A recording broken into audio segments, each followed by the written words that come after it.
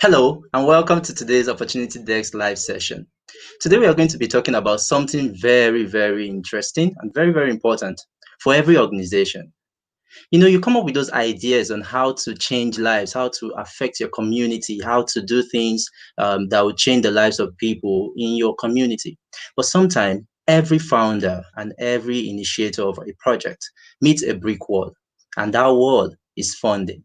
So today, we want to be learning from a seasoned expert on how we can access funding for our organization. Our guest today is none other than Victoria Ibiwoye. Victoria is the founder of One African Child Foundation, a youth-led NGO addressing the inequality in education through global citizenship education workshops. Victoria has addressed presidents and leaders at the United Nations and at several high-level consultative bodies across the world.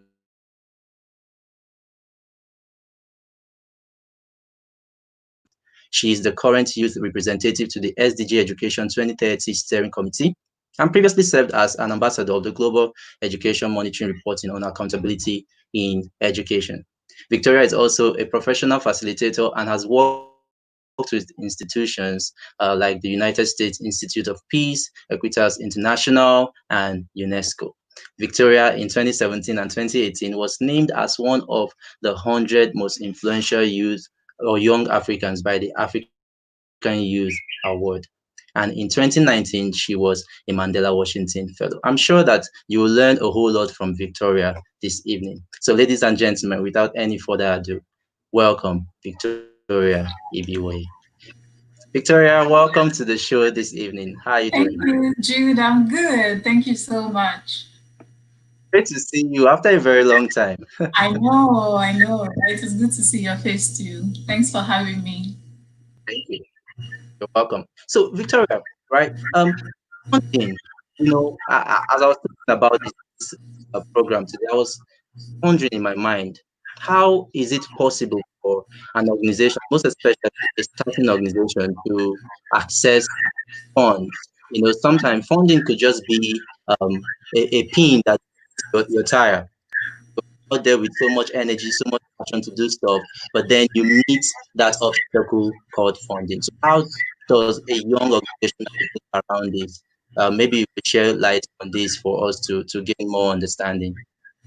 Absolutely, yeah. Thank you so much for having me, Opportunity Desk. Yeah, I could speak from my experience. I also used to think that funding is something very difficult and it's something that is so far from me. I really need to have some sort of, technical skills or superpowers to be able to access funding. But along the line, I've learned certain things that has really been very beneficial to me and the organization that I serve, One African Child. I would like to share some of those tips with participants of this session. The first is having a mindset of discovery or having a discovery mindset. That's the only way that you can capitalize on big opportunities. We often think that as innovators or creatives that we don't fit in the shoes of maybe accessing some big opportunities, but that is wrong. We really need to believe in ourselves. It all starts with the mindset that you have that it's possible for you to be able to gain access to some of these opportunities. So the first thing is if you've been looking down on yourself, you have to change that today. That said, it all begins with your mindset. Once you have that mindset, you also have to practice the art of spotting opportunities. So ideas don't flag themselves to get our attention. We have to constantly and consciously look for the right ones. So you have to be able to do your research. You have to go out there and look for opportunities. I remember the first time that the very first grant that we got at One African Child, it was just me deciding one day that, this whole grant opportunity, it seems so far-fetched, but why don't I just search and see what's online? And I went on Twitter and I searched hashtag education, hashtag funding, and I came across the grant and I was like, I looked at the requirement and saw that we qualified, and I told myself that I would give it a shot. So you really have to have that heart of being able to spot opportunities where they are. You have to be intentional. You have to know what you want. If you are just, aiming around, if you're just going around, not being intentional, not knowing what you want, opportunities are all around us, but we may not be able to spot them if we are not intentional. I also want to say that one of the things that has personally held me back is me telling myself that I don't have the technical skills, I don't have experience of grant writing. I never really took any course on grant writing, and this is something that experts do. But I realized that you really don't have the skills. It's more important that you identify an opportunity and that you know what to do with that opportunity. So, for example, not everybody who owns a shoe business is a shoemaker. My background is in law, but more of what has helped me or how I am able to get revenue to sustain myself is through consultancy and facilitation. It's so possible that you don't have the skills, but you rally yourself around people who have the skills and you leverage on that. But again, I will come to skills. Skills eventually is important. I'm just saying that don't let that limit you. I may have a fantastic idea, but if I'm not so good at, putting my ideas or in expressing myself in a way that is eloquent or articulate, I can get somebody who is skilled in that regard to do the job. So that is what I mean by that.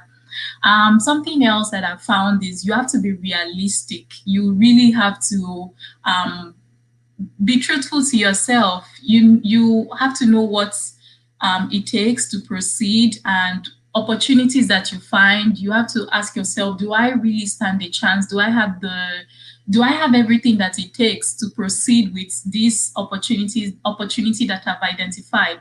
I remember finding a funding opportunity for organization online, but it was too technical and the timeline to apply was just too short. This is something that would take a lot of time, would require a lot of document that we did not have. But then I was still telling myself that we can still do it. And I went on to apply for 2 days. I could have spent that time doing more productive things. At the end of the day, I was frustrated and we left that project. If you feel that the more you get into a project, the more confusing it is, the more difficult it is, that probably isn't for you. So you have to weigh your option. Do I stand the chance? Do I have the right people around me to support me? Do I have adequate time to go through this and actually succeed at it? So being realistic is something very crucial.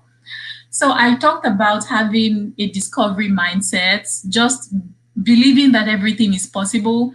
I talked about the art of spotting opportunities, doing your research and knowing where those opportunities are. Opportunity desk, for example, is one of my go-to places to spot opportunities, to identify opportunities. Another point is also once you are able to find those opportunities, you actually have to start your application. So an idea is useless until you take the next bold step. Unless you apply, it doesn't matter that you are doing amazing work, your organization has transformed life, or you have a story to tell, but if you actually don't share that story, it's useless. So take Facebook, for example. I want to talk about something that has the potential of inspiring people. And then I write the post in 3 paragraphs. I attach the very best picture possible, but I actually don't post. I just have it as a draft. So what is the purpose of that? So you really have to start your application.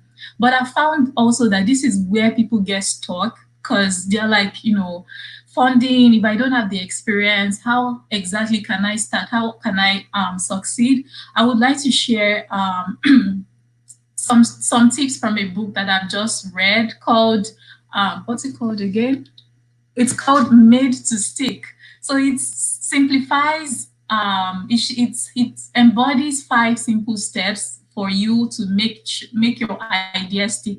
Whether you're applying for funding for your organization, whether you're applying for funding for grad school, whether you're applying for funding, you don't even have an organization, you have a project or a business idea that you want to scale, whatever it is, I feel that these 5 skills are going to be useful to anybody who is listening on this call. The first step is simplicity. So making that idea that you have simple. So think about a sentence that is so profound that an individual could spend a lifetime following it. when we think about getting funding opportunities, we often think that, oh, we have to, have a very innovative idea. We have to do something that involves, technology, something out of this world, something with a very technical and, complex idea. We really don't need that. What is more important is that your idea is simple. You have to be able to find the core of your idea. So if you are requesting for a grant of 50,000 US dollars, what are you actually going to do with it? It has to be so simple that anybody you are telling is to know that, oh, okay, if I give you this money, you want to build, a health center, you want to establish a community center to empower women or to do this particular project. It has to be simple. A French artist once said that a designer knows that he has achieved perfection not when there is nothing left to add, but when there is nothing left to take away. So if you are drafting your proposal, it has to be so simple that whoever reads it must be able to say that, yes, this is it. It's just maybe 4 pages, but it's clear what this person wants to achieve.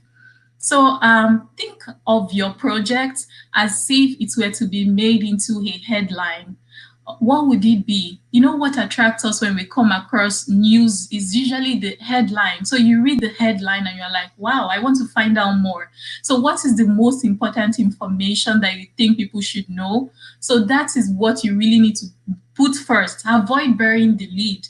Many of us do fantastic ideas, but many of these grants reviewers, they don't have time to find out what you are doing on the 10th page just because you spent the first few pages not really getting to the point.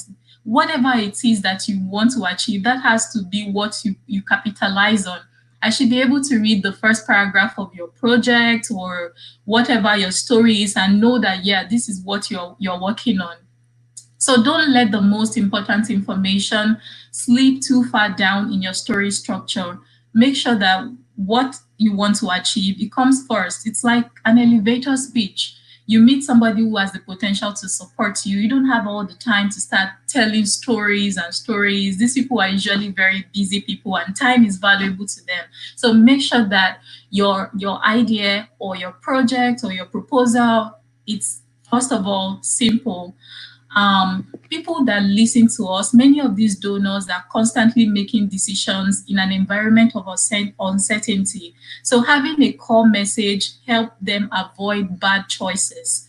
You are not the only ones trying to get this funding opportunity. It can even be a funding opportunity to attend an international workshop, and they are reviewing applications from 1,000 people. So once you can make your message simple and easy to comprehend, that gives you a leverage. They don't have all the time to read all your essay questions and all of that. So the first thing is to make it simple. Another thing is making your idea unexpected. What do I mean by that? Your idea can be simple, but it also should generate interest and curiosity. So surprise gets our attention. Like I remember 5 years ago, this was when I probably had my first international workshop experience, and I was already doing some advocacy work in education, and then I came across a data at the conference we are attending about the number of children who are out of school. And I learned for the first time that over 263 million children are not in school. And that gave me goosebumps. I was like, I didn't know that much children are not in school. Education is transformative. It has opened up so many doors for me. So why shouldn't other children have the same opportunities that I did? But having goosebumps is not enough. I had goosebumps for a second. I didn't have goosebumps for 5 years, right? So surprise is not having just being surprised by something is not enough. You need to get people to be interested. That is how you retain their attention. So also further learning, not just that these children are out of school, this is what you can do.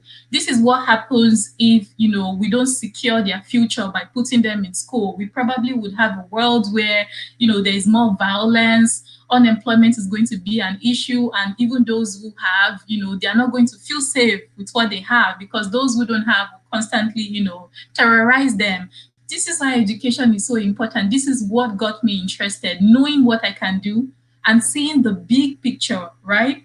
Um, if we want to motivate people to pay attention, we need to seize the power of big surprises. So making sure that your idea is also simple, but it also comes off in a way that it is unexpected. Share something that maybe the donor hasn't ever heard before about it. Education is the field that I work, but just talking about education is vague. Why is it an issue? Why does it matter to me? And things like that. So another point is convincing people requires that you highlight specific knowledge that they are missing. So sharing in your application, or if you are, confronting a donor or a sponsor directly, that here is what you know. You already know this fact, but also here is what is missing. Here is what you don't know. These are the gaps, and these are the things that we can do to fill in that gaps. So again, I'm talking about the 5 steps that you can take to make your idea stick. And the first one is making it simple.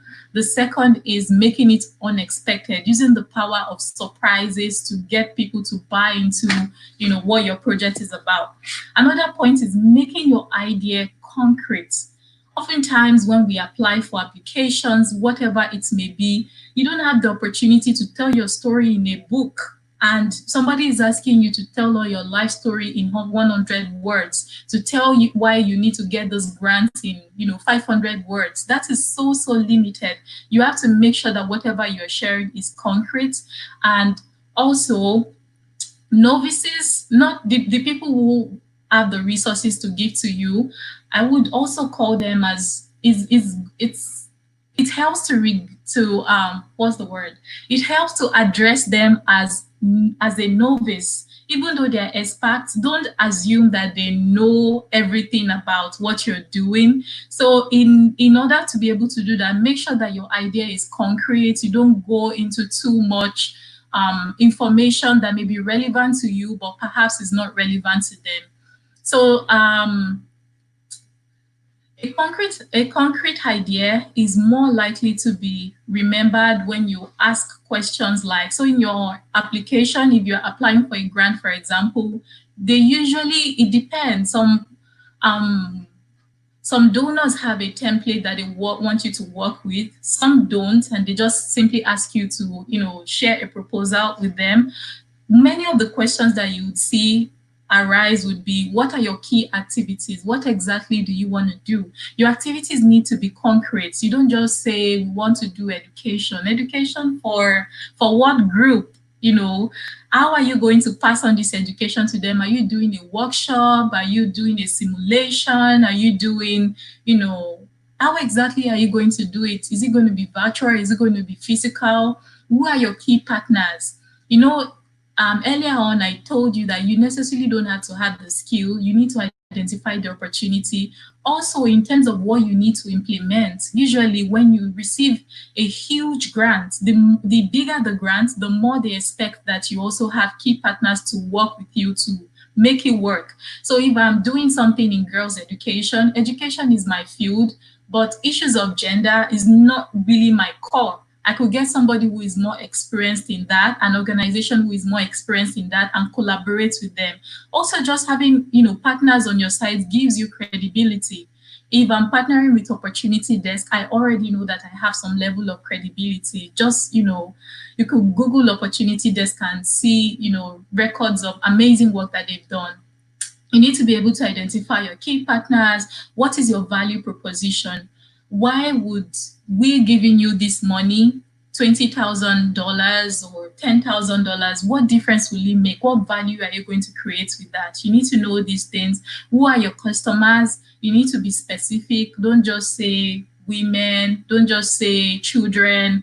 Children in what community? What kind of issues are they facing? and things like that. You need to really get to the core.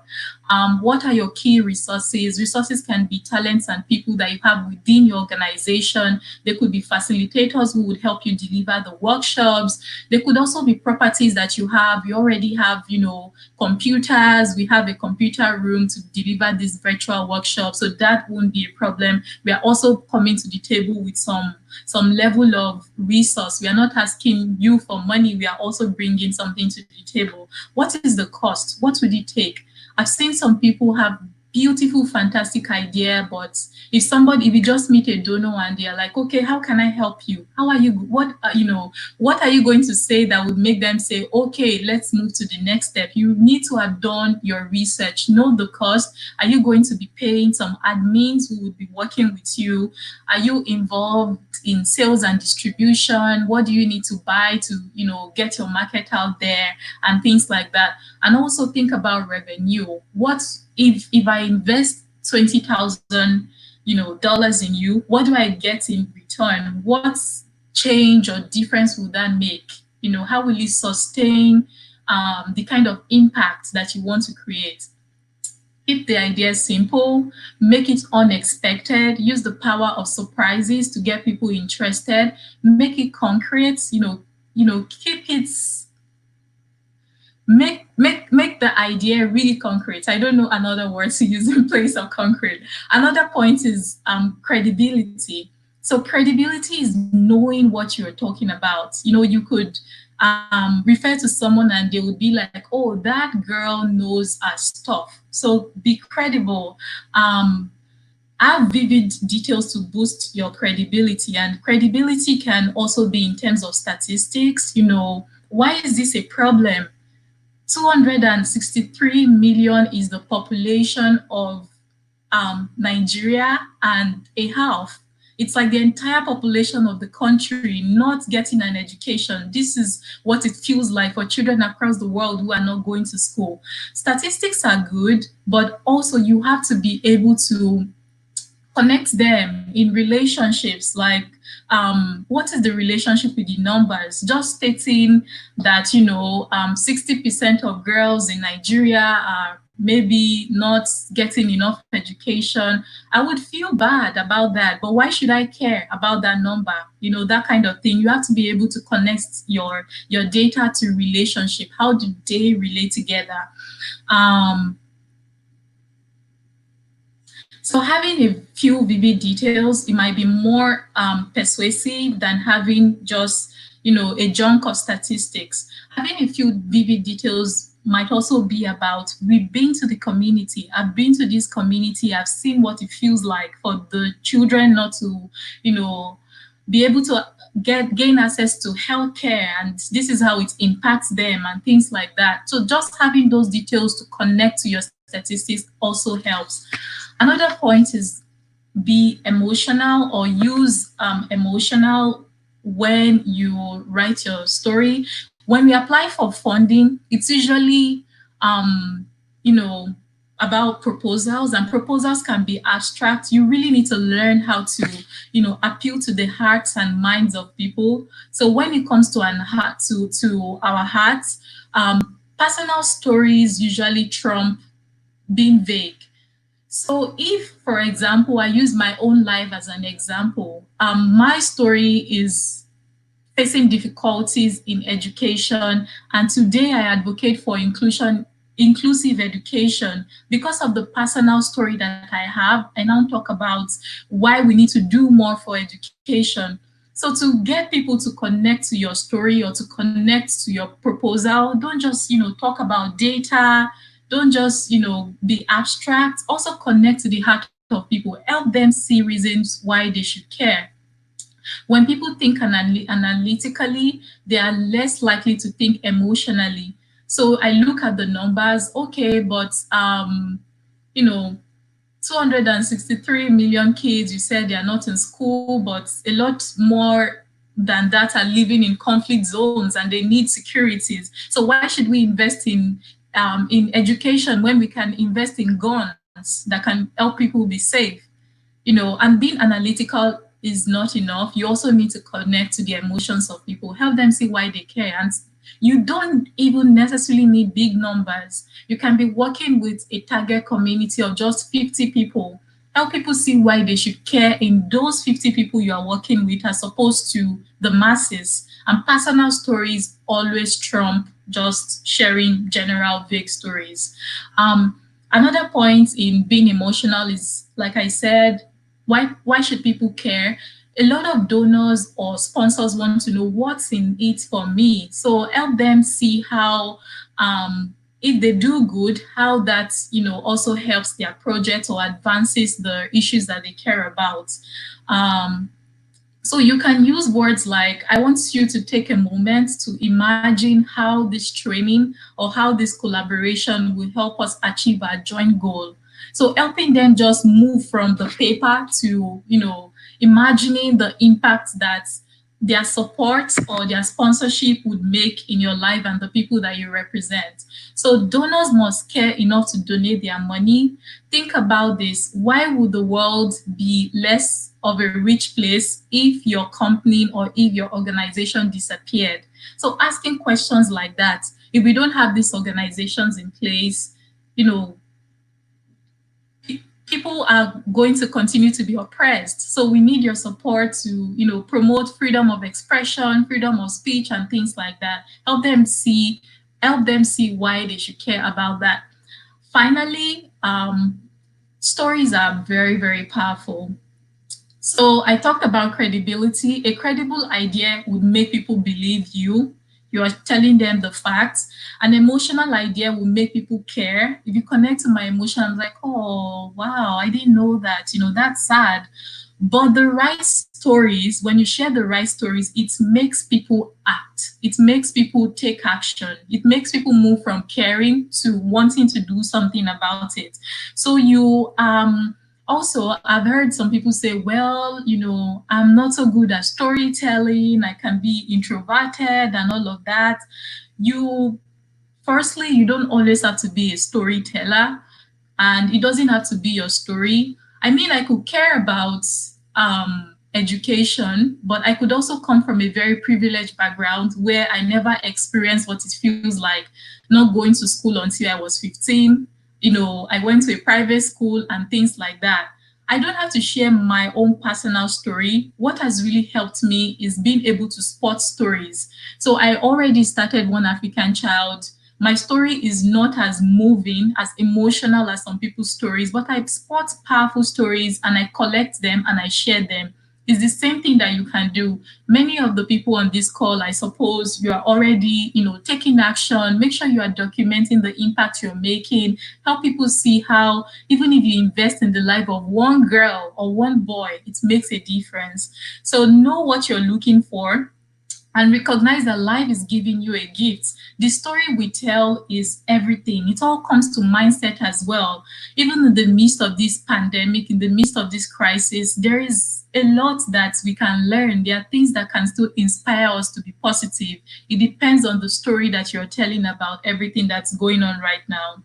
So when you tell a story, you engage your audience, you are involving people in an idea and you're asking them to participate with you. You're asking them to go on that journey with you.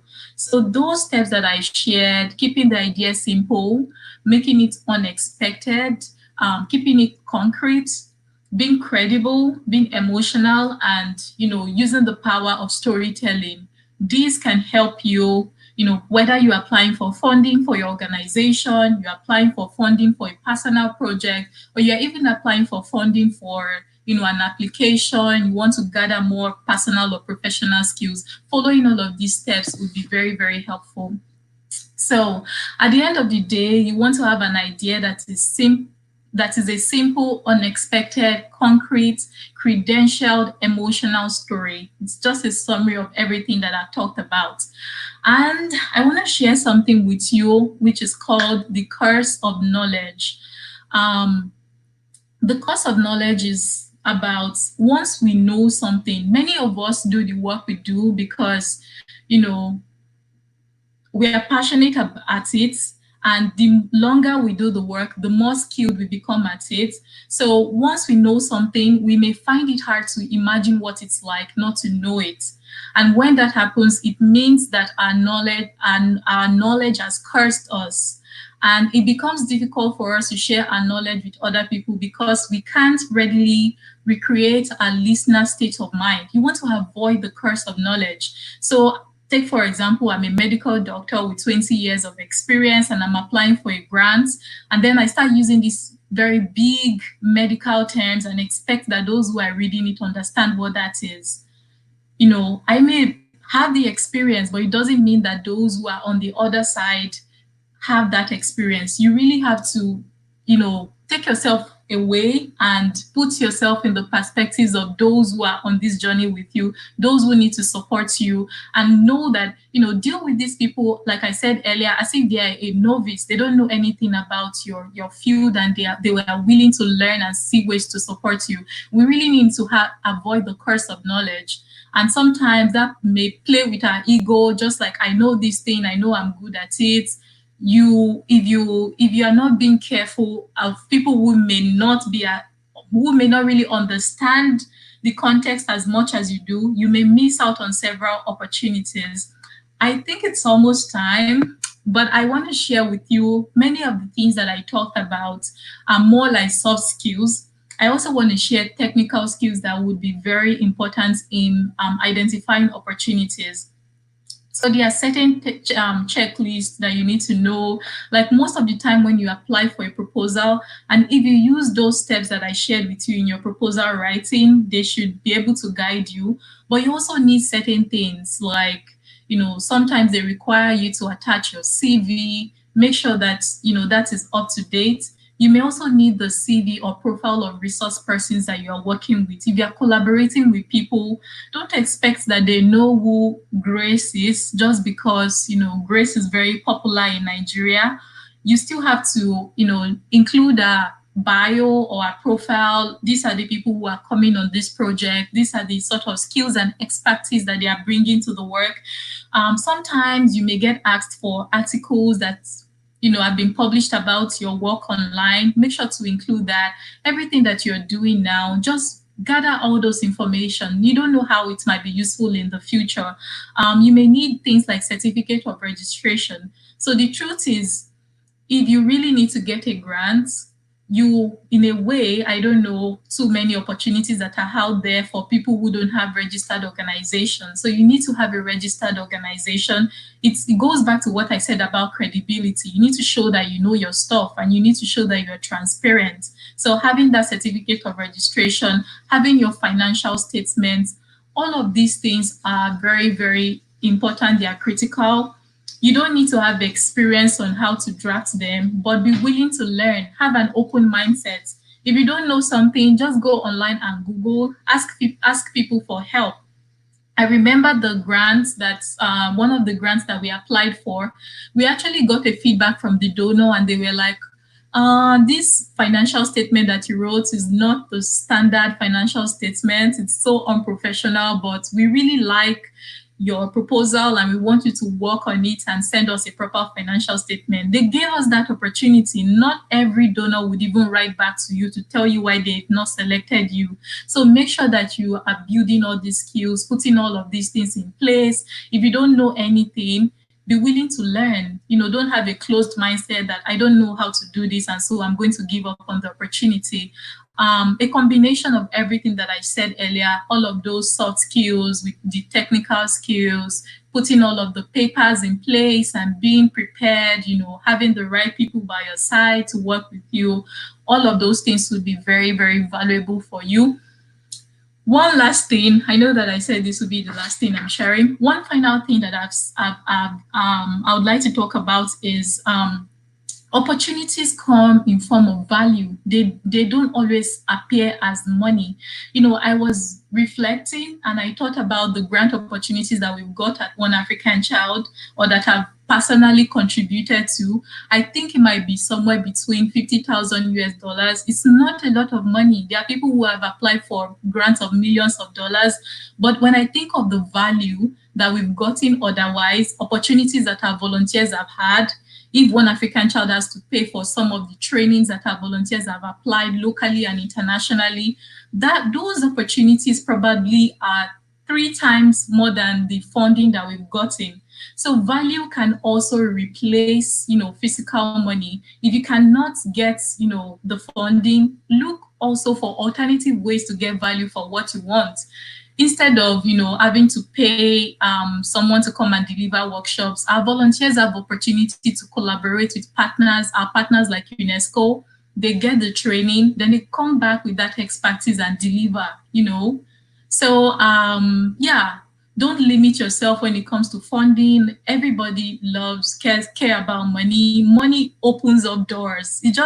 There's a way that money makes life easier, but there are other ways, other things that we can, other ways to get the same value that money can bring from the physical, funding, physical money. Look at ways to collaborate, look at ways to create opportunities for yourself or for members in your organization. An opportunity desk has tons and tons of those opportunities.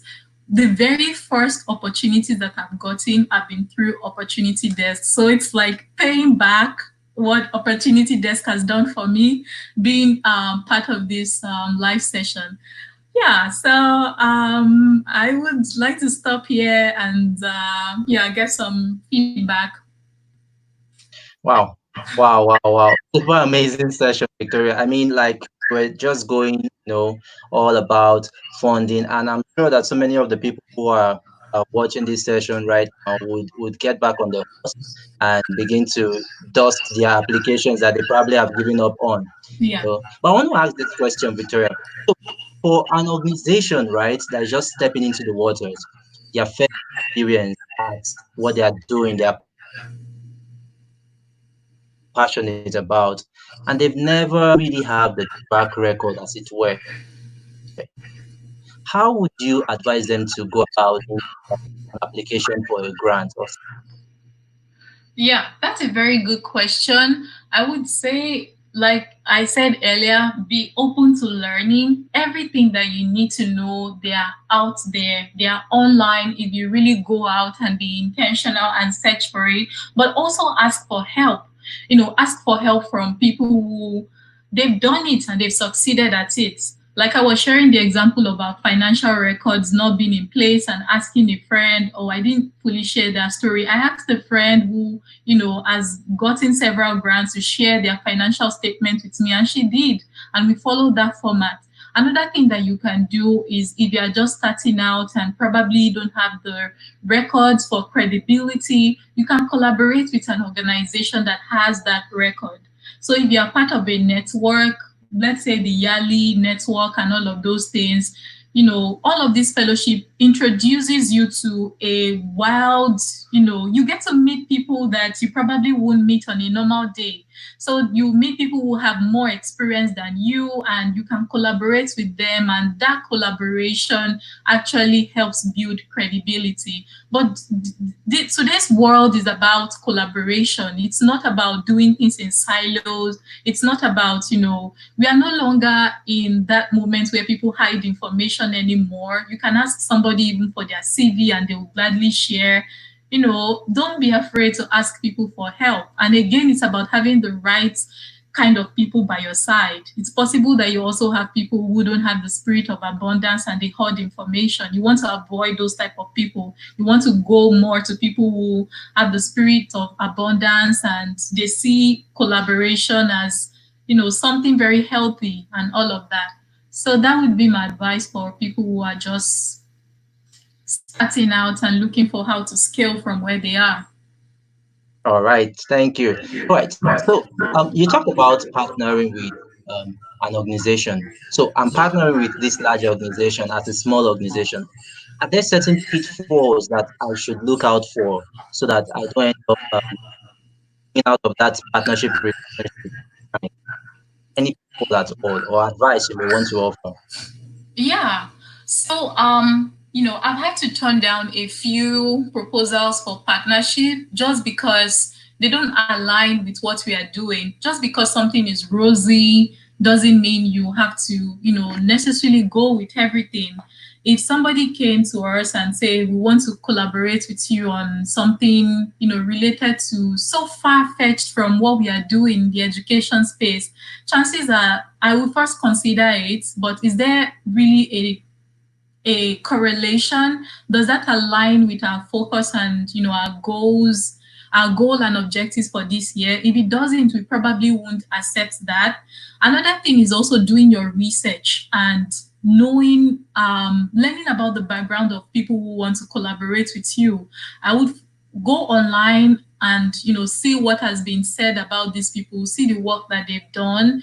We are many people, many of us, or at least I come from the non-profit space, and there's also this mindset of people being careful to entrust their money in non-profit because they are scared that they might not really do what they say they will do, or they are not doing the work because they are truly passionate about it, but just because the money, the funding is attractive and all of that. I would research about these organizations and see that they truly are who they say they are. They are walking the talk, and there have not been any bad record that might implicate you and things like that. I would also ask from usually we are all in the same small community. I would ask from friends and see what people say about them. Yeah, but that is things to avoid. But there are also a lot of things that are positive in terms of partnership. So, and a lot of these big institutions are willing to partner with you. It depends again on how you tell your story, how you approach them. So I was going to share an example of, let's say that I met with somebody at the Bill and Melinda Gates Foundation in charge of projects in Africa. And I met this person at a conference, and I approached this person. I was like, hey, my name is Victoria. I'm this, I'm that. I've achieved this, I've achieved that. And I want to know if you have funding for us. We are looking for funding right now. That is one scenario. Another scenario is I meet this person. I have read about their profile on LinkedIn, but this is the first time I would be meeting them in person. And then I approach them, and because I've read about their profile, I've also done my research to know some of the work that they've done in the region. Let's say they've been to Taraba State or Maiduguri or, somewhere in Ibadan, and they've done projects there. I approach them, I introduce myself and what we do at One African Child. And then I go like, oh, I really appreciate, the work that you've done in Nigeria. I was, looking online, and I saw that you've recently done projects in Taraba and this and that, and that you've done work in the line of education. I wonder if there might be somebody in your team who is in charge of implementing this project on the ground, whom we can, connect with for collaboration. This person is more likely to, listen to me and give me a contact that I need. I'm not just pressurizing him, like, give me your contact. He might give me his card, but because I'm not asking the right question, it can help me and I'll have that card, but it will not be useful. So also knowing how to approach, donors, don't come off as too excessive. Many of them are human beings like us. It's the organization who has the money, not them. So don't be all over them like, they have to be the ones to help you. Gather the right information from them and use that information to, achieve what it is that you want to achieve. Okay. All right. Thank you. I have a question here from Thomas. He said, "Do you recommend crowdfunding?" Hey Tom, yeah. Crowdfunding is great and it works differently for different people. Um, Okay.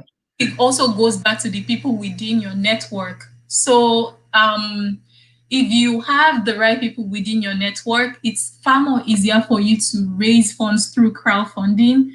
If you don't really have a lot of people within your network, you might set it up, but it might not fly. It might not really go far. So you have to also know the context. What do you really need it for? And also for crowdfunding, it helps to be able to tell a story. Like I said, making the story more about an individual rather than more about the masses that might get different reactions. So if I say that, oh, I'm raising funds for children in Nigeria to support their education, people might see it, it might be emotional, but they might not be moved to act. But if I share the story of a child that has been supported through One African Child, but because we don't have enough funding, his or her education is likely to stop, and this person is bright, and we already see the results and the impact that education has on their life. Sharing that one personal story, people might be moved. I know that my $5 is going into supporting the life of one person, not just children in Africa, and I don't exactly know how where that money will end up. So the crowdfunding does work, but you need to do your research, know how to tell your story, and also look within your network and see people who might be able to be of support to you. I may not be influential on social media, but I may have friends who command, a lot of influence, who have contacts with people who can really donate and support the project. So getting the support of people like this can be very useful. Hmm. Oh, thank you, Victoria. I'm sure that so many of our viewers have learned so much from your knowledge, and it's been an exciting. Before we go, the last question, or if any other person has a question to ask, you ask the question.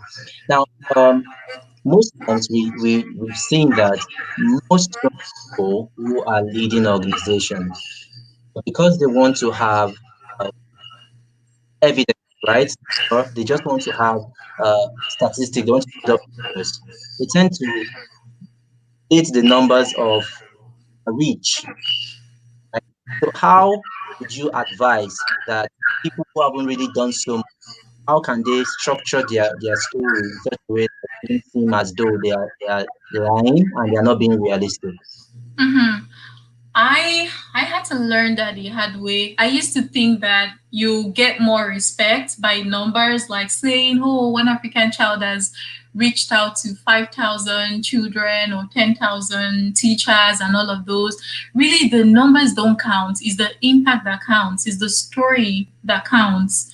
Talking about, maybe say we just done projects with 100 teachers. It's about the stories, where those teachers were before we implemented the project and where they are after we've implemented the project. How many of the teachers who participated in our workshop actually are applying what they learned from our workshop? So being able to share that story, that is what counts.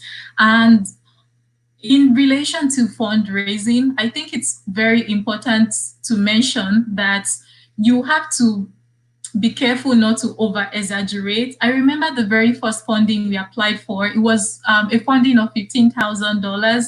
And then I wrote in the application that we are going to reach out to 5,000 children. And I shared it with a friend and was like, how exactly would you reach out to 5,000 children with this grant? And I thought about it in depth and I was like, you're right. We would not be able to achieve this with this amount of money, even though the funding at the time looked like a lot of money to us. So it's okay. Donors understand that there's a limit to what can be achieved with certain amount of money. Many times the numbers does matter, the quantitative side of things is important, but what people care more about is the qualitative side of things. What quality are you going to provide? You could apply for a grant of $50,000 and say that you are just going to use that grant to train only 50 people. But if you are able to really defend, how you're going to spend that money, and how that training would make a huge difference in the lives of those 50 people, it makes a lot of difference. So yeah, I really had to learn that the hard way. In terms of numbers, I used to be all about the numbers, numbers, numbers, but now it's more about the quality of the work that you do, being able to prove that you can get a lot of money, but you will do far more better job than somebody who is focused on numbers but would not do far more better jobs. And I think many donors today are also realizing the need for sustainability. So donors are no longer doing one-off projects, investing in one-off projects where it's like would organize a one-day seminar and that's it. It says my mic is muted. I don't know if you can still hear me. No, yeah, sure, I can hear you. Okay, so I was just saying that donors care more today about sustainability. So they would understand if you say that you need a lot of money, but In fact, you would not be surprised to see donors investing in project that says we are just going to reach out to five women or five people, and then they are giving you a huge amount of grant to be able to do that. You have to be able to prove sustainability, and that is what I think we as young people who lead organizations or belong to organizations should care more about. How sustainable is our work as to how many numbers are we reaching. Okay. All right. So we have another question from Yusuf Ahmed. He said, if the organization applying for funding is new and don't have any supportive document for previous projects, do you have to introduce your organization? It depends. So it's a new organization and they don't have the right documents. So it depends. So I have also collaborated with an organization. We did a project together where they gave seed funding to young people, and all they needed was just for them to apply. You don't need to submit any document like being registered. So it really depends on the kind of opportunities that you find. So if you say that you're applying for funding for a personal project, it's more important for sponsors or donors to recognize that, okay, yeah, this is a personal project, we can send the money to your personal account. But if it's for your organization, and it also depends on how much you're requesting for, it depends on relationship, you really need to go through the formal procedure. A lot of things are more complicated these days. I know that many organizations have a lot of due procedures, and it's sometimes annoying. Why do we have to go through all of these procedures? But they also do it because they too have people they're accounting for. If you get some funding from the World Bank, for example, that funding is coming from different sources, and they also have people they have to report to and say, this is the project that we did in Kenya, or this is the project we did in Nigeria, and these are the results that we got from them. So just following due procedures might be annoying, but it's the right thing to do. I would say that when One African Child started, we didn't get registered until 2 years after our project. The first most important thing is for you to start and just try to build credibility along the way. If I was waiting for, I want us to get funding before we start anything, I would not have started.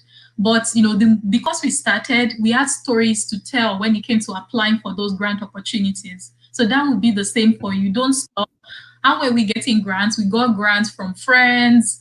I was also using my personal savings to sponsor projects that we were doing. I had opportunities to travel to different parts of the world for conferences. I would take our t-shirts. I know it's a little bit shameful, but I would take our t-shirts and actually ask if people wanted to buy it. And then those funding, I remember one time we raised over $1,000 just from sale of t-shirts at a conference. So look out for opportunities where you can get money until you reach that stage where you don't have to struggle anymore for funding. But you are the one who knows the picture that is ahead of you, and you have to do everything you need to do every day to get to where you're headed. All right. Last question from my end.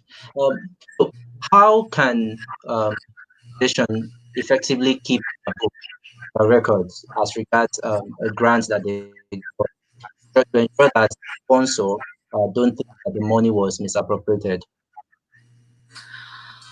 Well, just first of all, like I said, it all starts with being simple. Make sure you're recording everything that you spend. Just make sure that there's a record for that. You don't need to know the technical parts of bookkeeping. Just make sure that everything is being recorded. Another thing is also being transparent. It helps a lot to be transparent. Don't There's something that is called a suitcase organization. So that means that the founder is the project coordinator, the founder is also the finance person. Basically, the founder is the volunteer and everything. It's all about the founder. You don't want to run an organization that is like that. So make sure that you have people beside you, that you're transparent, they know how things are going. Be accountable. Just because you are the founder or the CEO doesn't mean you can spend money without reporting. Be accountable to someone or to someone in your team. It's preferable to have somebody who can specifically be in charge of finance, just because that's a technical part. So if you can get somebody also who has more technical experience in bookkeeping, get that person to help you and all of that. If it's something you can do, just make sure you're writing it down. But then for an organization to thrive, it needs to be, I think, more than a one person thing. So, and if you work with a team, be transparent, carry everybody along, be accountable, and, yeah, that's what I would say. It's more about being transparent and all of that. All right. Wow. Been a really interesting session with you, Victoria, and I'm sure that many of our guests, our audience who joined us today, have really, really learned a lot from you. So, guys, if you're joining us just now, this is OD live session with Victoria Ibiwoye, and we've been talking about accessing funding for your organization. A replay of this session will be on our YouTube channel. You can always go back there to have a view of it. You can tweet your insight, profound insight from this session to at Opportunity Dex and also at Victoria Ibiwoye. And if you have any other question you may like us to answer, you could also go on and ask the question and we would provide answers to them. We have so many responses coming in. Thank you for this amazing opportunity. Priceless. That's for you, Victoria. Thanks, Oh, Victoria, an thank you opportunity so much. that Sylvester to answer. We have some other people. Thank you so much, at Opportunity Text. Thank you so much, Victoria, for letting me. And Tom says, thank you for such a great session. So it's been really, really amazing. Like the last 1 hour has been very, very insightful. Margaret I'm says, thank glad. you, Victoria. Thank you, Opportunity Text, for this opportunity. Learning a lot. That's so I'm sure that we'll be getting more of these from our Twitter handle and everyone else who is online but is not talking. I hope that you would you would also give a shout out to Victoria and also to Opportunity there. Okay, so that brings Thanks. us to the end of today's session. Thank you once again, Victoria, for being such a great guest Thanks on for this. having me. Thank you so much. I really appreciate it. Bye, everyone. Stay safe. Bye. Yeah. Bye, everyone.